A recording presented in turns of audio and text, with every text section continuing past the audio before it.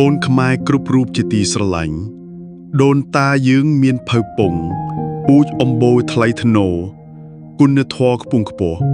មានចរិតមារយាទល្អសមរម្យស្លូតបូតសុភាពរៀបសារល្អមានទំនៀមទម្លាប់ប្រពៃណីវប្បធម៌ចម្រើនរុងរឿងបានសាងប្រាសាទអង្គរវត្តទុកជាកេរ្តិ៍មរតកសម្រាប់កូនចៅជំនាន់ក្រោយនិងបេតិកភណ្ឌពិភពលោកដ៏ពិសិដ្ឋប្រណិតក្រៃលែងអស្ចារ្យបំផុតដូច្នេះយើងត្រូវរួមសាមគ្គីគ្នាគោរពនៅវប្បធម៌ប្រពៃណីដ៏ល្អនេះឲ្យបានគង់វង្សស្ថិតស្ថេរដើម្បីសង្គមជាតិយើងហេតុនេះហើយយើងត្រូវប្រកាន់ខ្ជាប់នូវគុណតម្លៃថ្លៃថ្នូរគឺជាអ្នកចេះដឹងមានគំនិតគិតល្អផងជាអ្នកចេះដឹងមានសម្ដីល្អផងជាអ្នកចេះដឹងធ្វើអំពើល្អផងព្រោះគុណធម៌នេះអ្នកប្រាជ្ញបានស្គាល់ធម៌នេះជាបណ្ឌិតមានកិត្តិឈ្មោះកតញ្ញុមានតម្លៃជាសប្បុរសដែលមនុស្សក្នុងពិភពលោកស្រឡាញ់គោរពរាប់អាននិងឲ្យតម្លៃ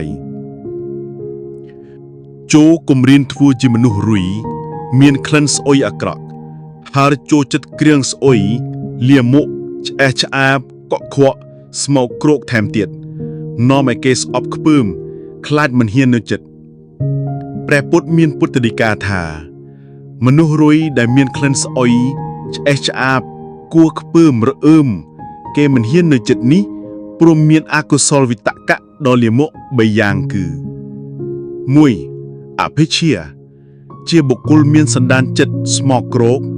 ល្មបលោភលន់រំពៃសម្លឹងចង់បានរបស់គេមកជារបស់ខ្លួនដោយមិនចេះអៀនខ្មាស់ទោះបីឃើញគេឈឺចាប់យ៉ាងណាក្តីក៏មិនព្រមលើកលែងឲ្យដែរ 2. ព្យាបាទជាបុគ្គលមានសន្តានចិត្តខឹងក្រោធក្តីក្រហាយឆេវឆាវចងគំនុំគុំគួនចងអាឃាតចំណែនឈ្នានេះជេរប្រតិចប្រមាថមើលងាយគេ 3. វិហិង្សាជាបុគ្គលមានសន្តានចិត្តប្រទុះបៀតបៀនចង់ពៀឲ្យគេឈឺចាប់ទើបបានសប្បាយចិត្តចង់បានសុខក្នុងគំនរទុកអ្នកដទៃ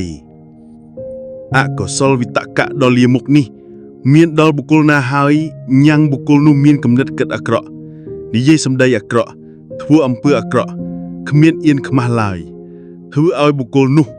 ប្រទេសជាតិនោះអាប់អោនគេឈ្មោះកិត្តិយសសេចក្តីថ្លៃថ្នូរមានគេឈ្មោះមិនល្អដូច្នេះហើយបានប្រពុតហៅបុគ្គលនោះថាជាមនុស្សរុយចូលអ្នកទាំងឡាយព្យាយាមធ្វើកិច្ចការជាប្រយោជន៍ឲ្យសម្រេចដោយសេចក្តីមិនប្រមាទចុះដោយព្រះភិក្ខុធម្មថេរោ